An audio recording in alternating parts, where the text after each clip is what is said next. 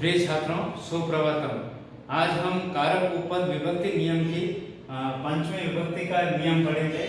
तो पंचमी विभक्ति का अर्थ होता है अपादान। अपादान से अलग होने के अर्थ में, यानी कि किसी मुख्य बिंदु से, किसी ध्रुव से, किसी वस्तु का अलग होना अपादान कहलाता है। जैसे ध्रुवम अपाये अपादान, यानी जिस किसी मुख्य बिंदु से या ध्रुव से कोई वस्तु अलग हो उसे अपादान कहते हैं। और अपादाने पंचमी, अपादान में पंचमी विभक्ति का प्रयोग होता है। और वचन कोई भी हो सकता है, एक वचन, द्विवचन, बहुवचन। जैसे आप किसी मुख्य नगर में रह रहे हैं और वहां उस नगर से किसी दूसरे गांव में, दूसरे स्थान पर जाते हैं, तो जहां से आप वो स्थान छोड़कर जा रहे हैं उस स्थान में पंचमी विभक्ति का प्रयोग होगा। ऐसे जैसे हिमालय से गंगा निकलती है, यानी हिमालय से गंगा अलग हो रही है, तो हिमालय शब्द में हम पंचमी विभक्ति का प्रयोग करेंगे।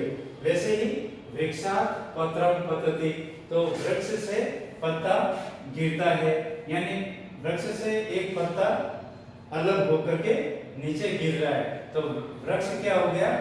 अपादान। ऐसे ही वृक्षात् पत्राणि पतन्ति। अब यहाँ पर वृक्ष से पत्ते गिरते हैं, यानी एक ही वृक्ष पर बहुत सारे पत्ते हो सकते हैं, तो यहाँ पर बहुवचनांत शब्द आ गए, क्योंकि गिरने की जो क्रिया है वो बहुत सारे पत्तों के साथ होगी। तो वृक्षात् पत्राणि पतन्ति, वृक्ष से पत्ते गिरते हैं। ऐसे ही वृक्षेभ्यः पत्राणि पतन्ति, बहुत सारे वृक्षों से बहुत से पत्ते गिरते हैं। तो वृक्षों से पत्ते गिरते हैं, तो यहाँ पर वृक्ष शब्द में पंचमी विभक्ति बहुवचन का प्रयोग हो गया। ऐसे ही नृपः ग्रामात् आगच्छति, राजा गांव से आता है। सः बालकः विद्यालयात् गृहं प्रति गच्छति, वह बालक विद्यालय से, यानी विद्यालय से अलग होकर के गृहं प्रति गच्छति, घर की ओर जाता है। ये जो दो नियम हैं, ये दो नियम पंचमी के मुख्य नियम हैं। इसके बाद जो हम जितने भी नियम पढ़ेंगे वो सभी कहलाते हैं कारक उपपद विभक्ति नियम। कि ऐसे को कौन-कौन से कारण हैं, ऐसे को कौन-कौन से शब्द हैं जिनके कारण कोई अलग अर्थ निकलते हुए भी पंचमी विभक्ति का प्रयोग होता है। तो तीसरे नंबर का जो नियम है वो है आख्यातोपयोगे, यानी जिससे विद्या आदि पढ़ी जाए, जिससे ज्ञान प्राप्त किया जाए, जिससे हमें जीवन जीने के लिए सामाजिकता का या अध्यात्म का ज्ञान हो, तो उसमें हम पंचमी विभक्ति का प्रयोग करते हैं। जैसे शिष्यः उपाध्यायात् अधीते, यानी शिष्य उपाध्याय से, उपाध्याय, आचार्य, गुरु, शिक्षक, ये सभी गुरु के पर्याय पड़ते हैं। तो शिष्य गुरु से अध्ययन करता है। फिर शिष्यः गुरोः पठति, अब यहाँ गुरु शब्द में ही पंचमी विभक्ति का प्रयोग कर दिया है। ऐसे ही छात्रः शिक्षकात् पठति, छात्र शिक्षक से पढ़ता है। ये सभी पंचमी विभक्ति, तो जिनसे ज्ञान प्राप्त हो रहा है उनमें हम पंचमी विभक्ति का प्रयोग कर रहे हैं। अब आगे वाला सूत्र है अन्याराधित रहते, यहाँ डॉट लगाया हुआ है, तो ये थोड़ा लंबा सूत्र है, ये आपको याद नहीं होगा, तो आप इतना सा लिख देंगे फिर भी ये पूरा सूत्र माना जाएगा, क्योंकि डॉट लगाते फिर इन्वर्टेड कोमा बंद होगा, तो ये पूरा सूत्र। अब इन शब्दों के साथ जैसे आपको कोई रेखांकित पद विभक्ति कारण बताना हो कि इसके कारण अन्याराधित रहते इति सूत्रेण अत्र ज्ञानात् पदे ऋते शब्दस्य योगे पंचमी विभक्ति प्रयुक्तम् अस्ति। अब इन शब्दों के अर्थ बता रहे थे। जैसे आराध, आराध का अर्थ होता है समीप या दूर, यानी दोनों अर्थों में प्रयोग होता है। इतर व अन्य, अन्य अर्थ वाले शब्द। फिर प्राक, प्राक यानी पहले, पृथक यानी से अलग, ऋते, ऋते यानी के बिना, पूर्व और दिशावाची शब्द। जैसे पूर्व का अर्थ पहले भी होता है और प्राक का भी पहले होता है, पर प्राक का अर्थ देश काल आदि अर्थों में भी प्रयोग किया जाता है और दिशावाची शब्द के साथ भी पूर्व, पश्चिम, उत्तर, दक्षिण आदि अर्थों में भी प्रयोग में आता है। ऐसे ही प्रवृत्ति, प्रवृत्ति का अर्थ होता है से लेकर, एवं बहि, बहि यानी बाहर आदि शब्दों के साथ पंचमी विभक्ति का प्रयोग किया जाता है। जैसे ज्ञानात् ऋते न मोक्षः, ज्ञान के बिना मोक्ष नहीं। तो अत्र ऋते शब्द से योग्य ज्ञानात् पदे पंचमी विभक्ति प्रयुक्तम अस्ति। फिर ग्रामात् पूर्वः, गांव से पहले, गांव से पूर्व की ओर, ग्रामात् पश्चिमः, गांव के पश्चिम की ओर, या दक्षिण की ओर। वा का अर्थ होता है और अथवा।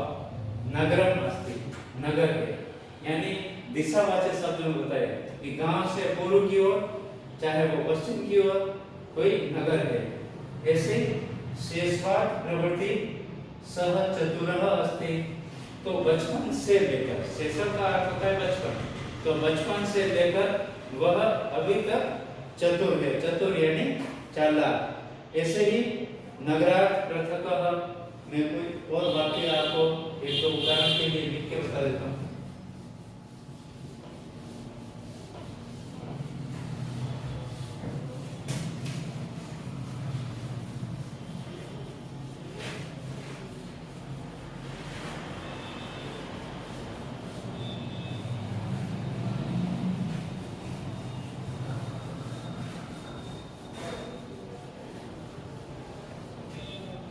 एक दो उदाहरण के और वाक्य लिखते हैं हम। जैसे रामात् अन्यः, या इतरः, अयं कः अस्ति। यानी राम के अलावा, राम के अलावा या राम से अन्य, राम से भिन्न यह कौन है। अयम कः अस्ति, यह कौन है। ऐसे ही नगरात् पृथक् आश्रमः अस्ति, नगरात् पृथक् आश्रमः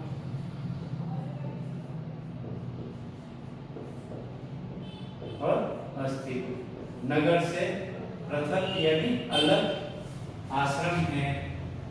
अब यहाँ पर पृथक शब्द के साथ नगर शब्द में पंचमी विभक्ति, यहाँ पर अन्य या इतर के साथ राम शब्द में पंचमी विभक्ति का प्रयोग है। ऐसे ही आप और भी प्राक शब्द का भी ले सकते हो।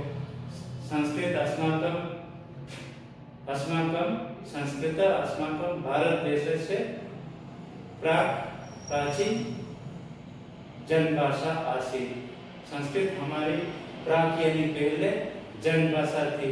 पर इसी पहले को अगर आपको अन्य अर्थ में लेना है तो नगरात् प्राक, नगरात् प्राक पर्वत अस्ति। नगर से पहले पर्वत हैं, नगर से पहले एक पर्वत है। तो इसके साथ भी पंचमी विभक्ति का प्रयोग हो सकता है। अब आगे हम नियम देखते हैं। पांचवें क्रम पे पित्रार्थानां वयः।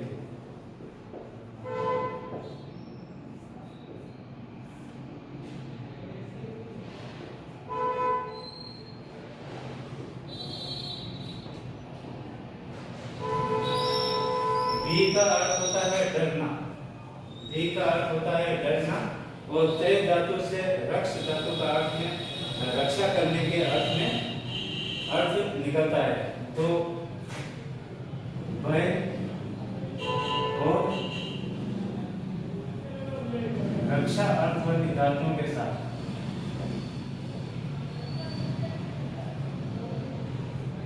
भय और रक्षा अर्थ वाली धातुओं के साथ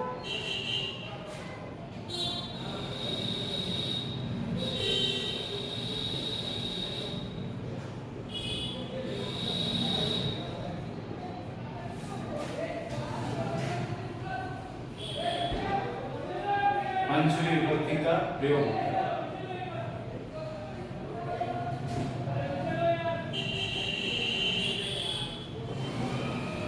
पंचमी विभक्ति का प्रयोग होता है।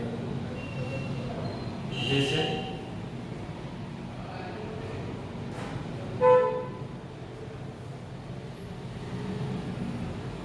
बालकः,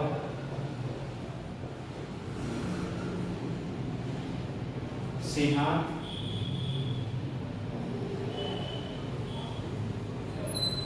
बिभेति। बालक किससे डरता है? तो बालकः सिंहात् बिभेति, बालक सिंह से डरता है। ऐसे ही नृपः चोरात् त्रायते, नृपः चोरात् त्रायते,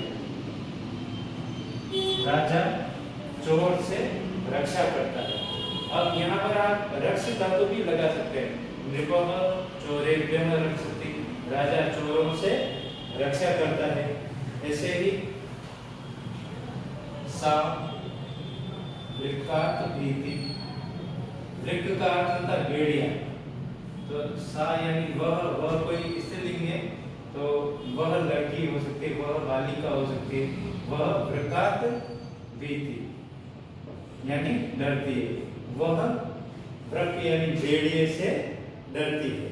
इस प्रकार आप जिससे डर या रक्षा हो उन अर्थों में आप पंचमी विभक्ति का प्रयोग कर सकते हैं।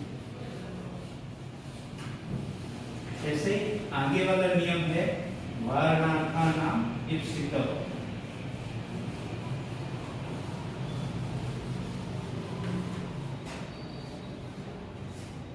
वारण करना यानी दूर हटाना। छठे क्रम का नियम है वारणार्थानां ईप्सितः।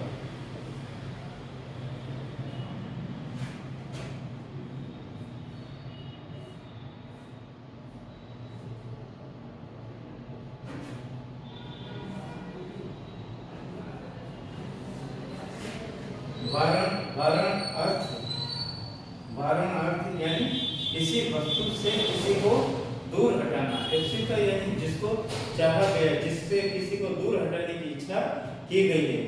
जिस वस्तु से किसी को हटाया जाए,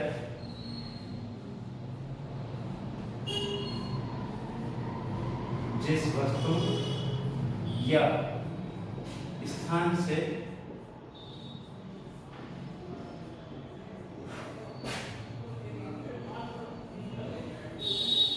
किसी को दूर हटाया जाए,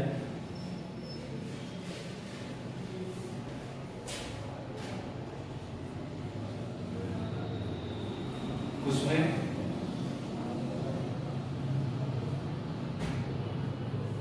पंचमी विभक्ति का प्रयोग होता है।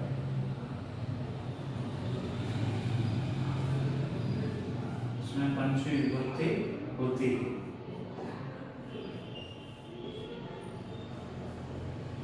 जैसे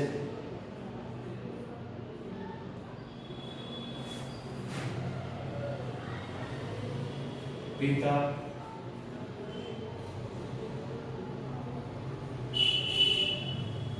पुत्रम, पापात। यहाँ पर तो हलंत भी कर सकते हैं और द भी लिख सकते हैं। पिता पुत्रम पापात। पिता पुत्र को पाप से दूर हटाता है, यानी पाप कार्यों से उसको रोकता है। ऐसे ही कृषकः यवेभ्यः गां वारयति,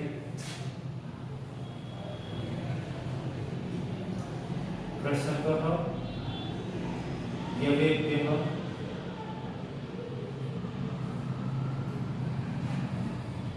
गां वारयति।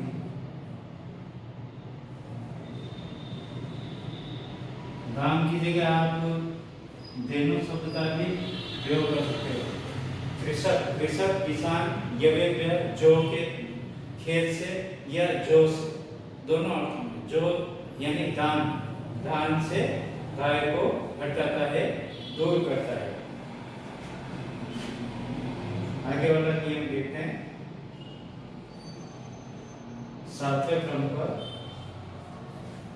जनि कर्तुः प्रकृति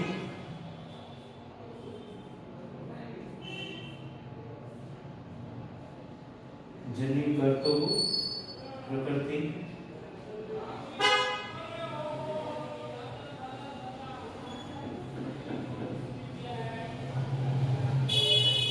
या फिर भुवः प्रभवः।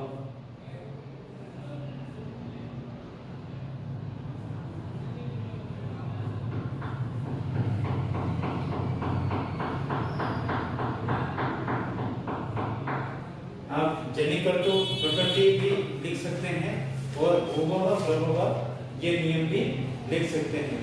तो जन धातु योग,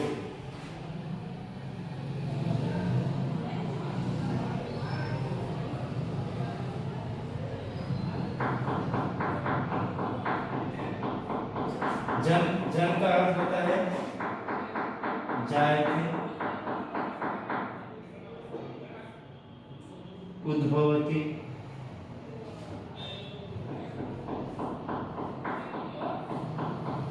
प्रभवति,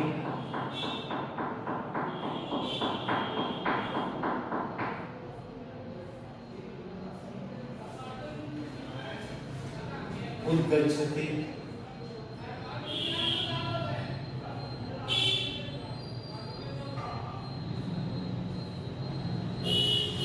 इन सभी का अर्थ होता है निकलना या उत्पन्न होना। तो इन चारों का अर्थ होता है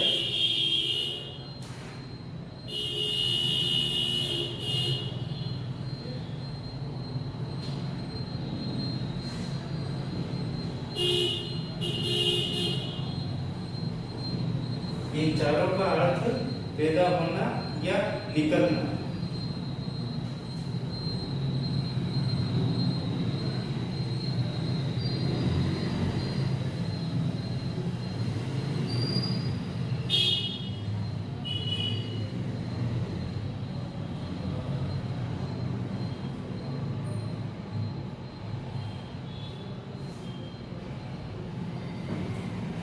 शब्दों के साथ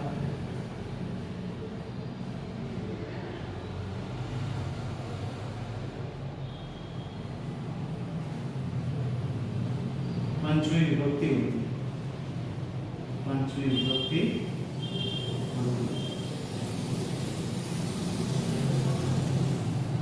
इन सभी शब्दों के साथ आप चाहे वो जायते शब्द आए, चाहे प्रभवती आए, चाहे निर्गच्छति आए, निक्षति आए, इनके साथ आप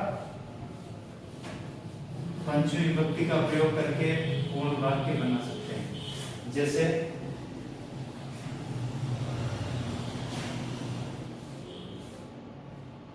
हिमालयात् गंगा उद्भवति, हिमालयात् गंगा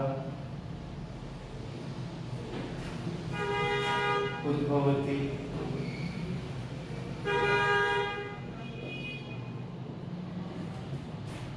या फिर प्रभवति,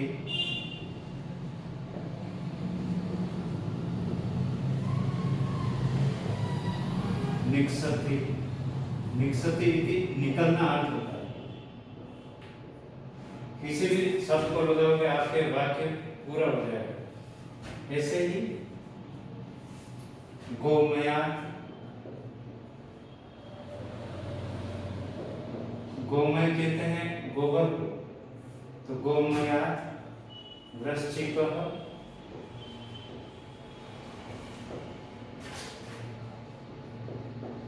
जायते। गोमय यानी गोबर से बिच्छू उत्पन्न होता है। इस प्रकार आप इन सभी शब्दों के साथ पंचमी विभक्ति का प्रयोग कर सकते हैं।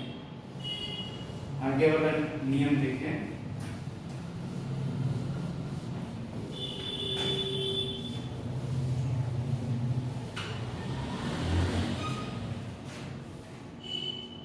छठा नियम है अंतर्धो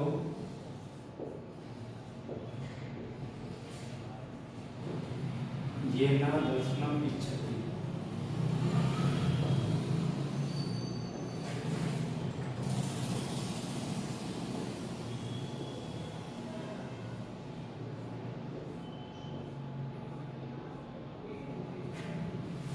अंतर्धो येन दर्शनम इच्छति निलीयते।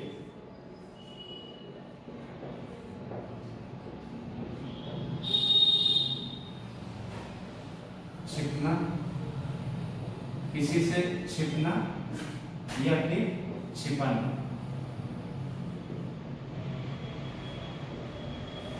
किसी से छुप जाना, कोई आपको ढूंढने आएगा और आपने अपने आप को छुपाना, या फिर प्रतियच्छति।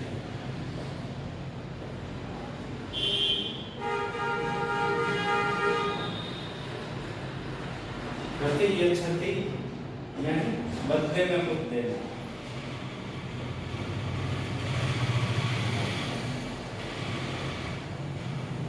आपने किसी को कोई वस्तु दी और वो बदले में आपको कुछ वस्तु दे रहा है, तो उसमें इन दोनों अर्थों में आदि शब्दों के साथ पंचमी विभक्ति का प्रयोग होता है। आदि शब्दों के साथ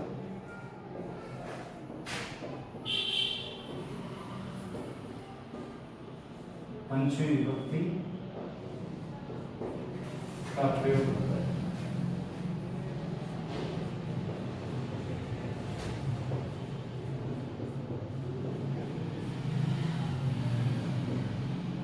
जैसे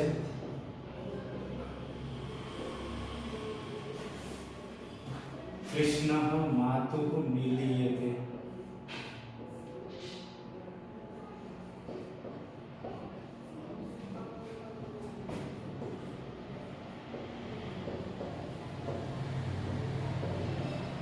कृष्ण माता से छिपता है या कृष्ण माता से अपने आप को छिपाता है। ऐसे ही कामात् क्रोधः जायते।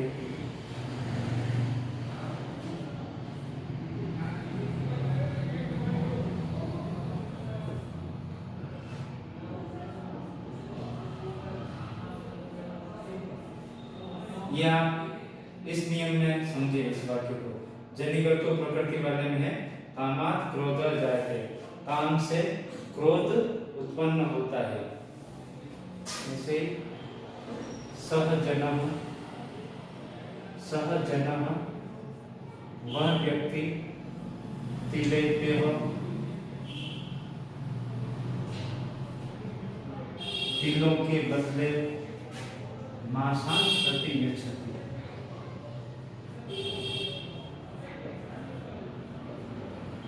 मासान् प्रतियच्छति उड़द देता है। मास का अर्थ होता है उड़द।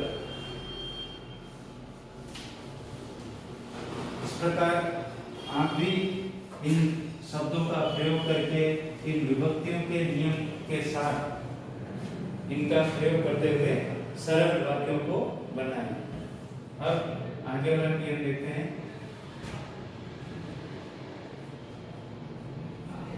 जुगुप्सा विराम प्रमाण नाम उपसंख्यान।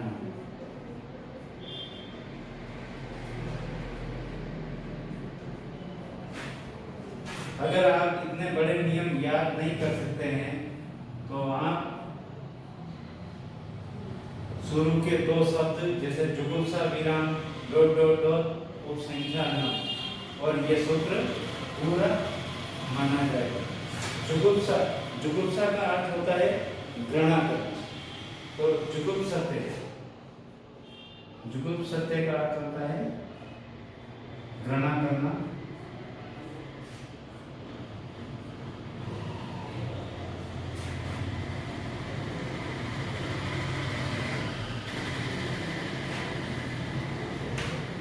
फिर वीरमती,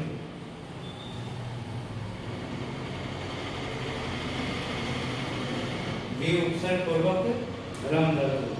वीरमती का अर्थ होता है रुकना, रुकना या रोकना दोनों अर्थों में भी प्रयोग कर सकते हैं। प्रमाद्यति, प्रमाद्यति यानी आलस्य करना।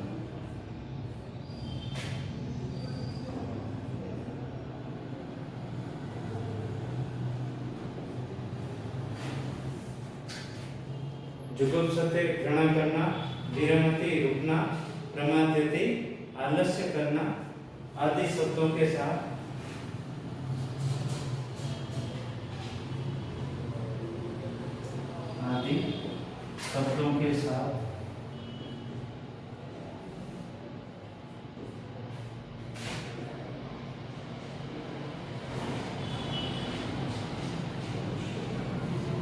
पंचमी विभक्ति का प्रयोग होता है या पंचमी विभक्ति होती है।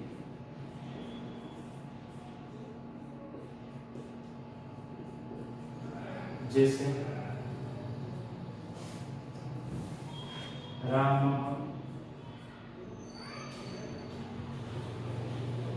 पापा, वीरम। राम पाप कार्यों से रुकता है, यानी पाप जैसे घृणित कार्यों से रुकता है। ऐसे ही श्याम पापा जुगुप्सते, श्याम पापा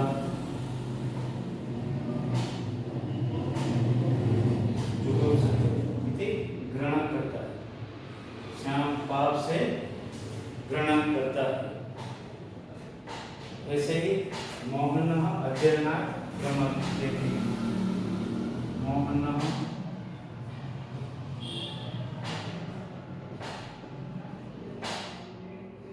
अध्ययनात् प्रमाद्यति।